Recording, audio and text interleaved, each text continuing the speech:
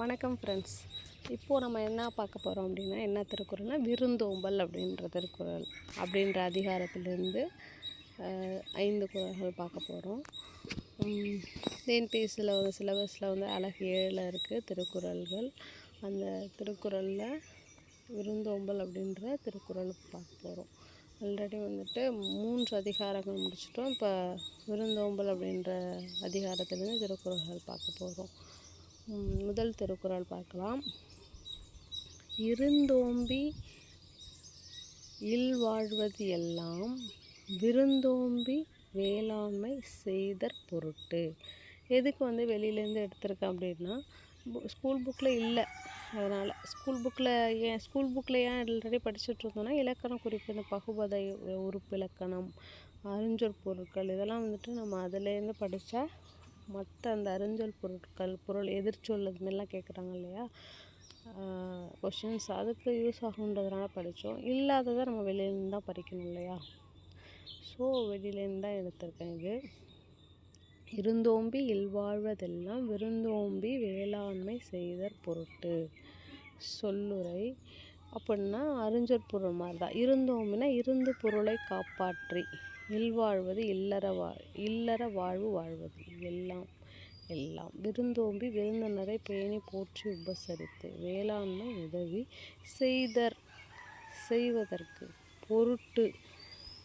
ஆகவே பொருளுரை இல்லறத்திலிருந்து தான் சேர்த்த பொருளை காப்பாற்றி இல்லற வாழ்வு வாழ்வதின் நோக்கம் எல்லாம் விருந்தினரை பேணி போற்றி உபசரித்து உதவி செய்வதற்கு ஆகும்.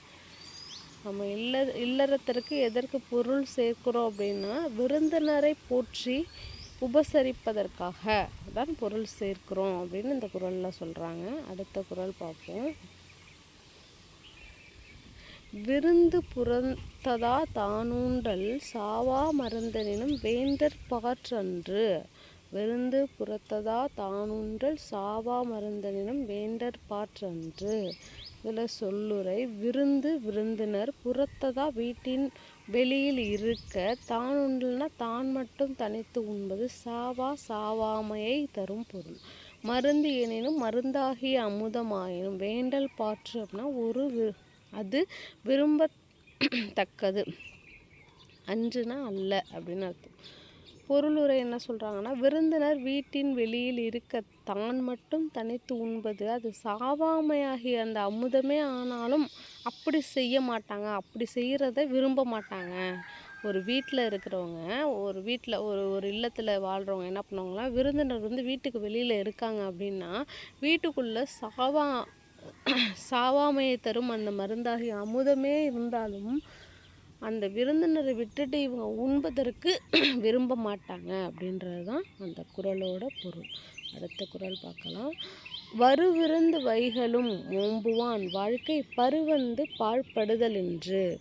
வருவிருந்துனா தன்னிடம் வருகை தரும் விருந்தினரை, வைகளும்னா நாள்தோறும், ஓம்புவான் உபசரிப்பவன், பேணி போற்றுவான் வாழ்க்கை வாழ்கிற வாழ்க்கையை சொல்கிறாங்க. பருவந்து வறுமையில் வருந்தி பாழ்படுதல் கெடுதல் இன்றுனா இல்லை. பொருளுரை தன்னிடம் வருகை தரும் விருந்தினரை நாள்தோறும் உபசரிப்பவன் வாழ்வானது வறுமையில் வருந்தி கெடுதல் இல்லை. அதாவது நம்ம வீட்டுக்கு வந்தவங்க நம்ம உபசரிக்கிறதுனால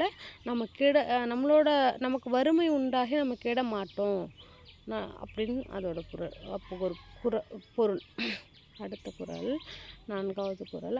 அகனமர்ந்து செய்யாளுரையும் முகன் அமர்ந்து நல்விரந்து ஓம்புவான் இல்.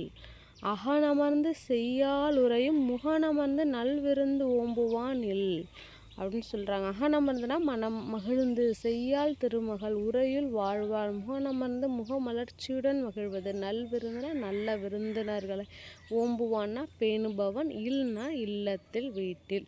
பொருளுரை அப்படின்றது நல்ல விருந்தினர்களை பேணுபவனின் இல்லத்தில் திருமகள் மனம் மகிழ்ந்து வாழ்வாள். அடுத்த குறள். வித்து மிடல் வேண்டும் கொல்லோ விருந்தோம்பி மிச்சில் மிசைவான் புலம்.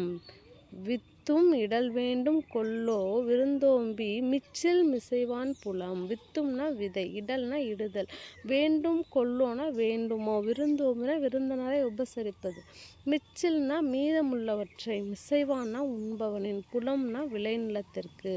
பொருளுரை என்ன பார்க்க போகிறோன்னா, விருந்தினரை உபசரித்த பின் மீதமுள்ளவற்றை உண்பவனின் விளைநிலத்திற்கு விதையும் இடுதல் வேண்டுமோ, தேவையில்லை, அது தானாகவே விளையும் அப்படின்னு சொல்கிறாங்க. அதில் என்ன மீனிங் அப்படின்னா, ஒரு விளைநிலத்தை வந்து விதைச்சிட்டு திரும்ப அறுவடை பண்ண பிறகு அந்த அறுவடை பண்ணுறப்போ வந்து ஒரு நெல்மணியே வந்துட்டு அறுக்குறாங்க அப்படின்னா, நெல்மணிகள் திரும்ப வந்து அதில் உதிர்ந்திருக்கும் இல்லையா, அது தேவையான நேரத்தில் மழை பொழிவதனால அதுவே திரும்ப முளைச்சிரும். அப்படின்றதுனால திரும்ப வந்துட்டு விதைக்க வேண்டாம், அதுவே தானாகவே முளைத்து விடும் அப்படின்றது தான் இந்த குறளோட பொருள்.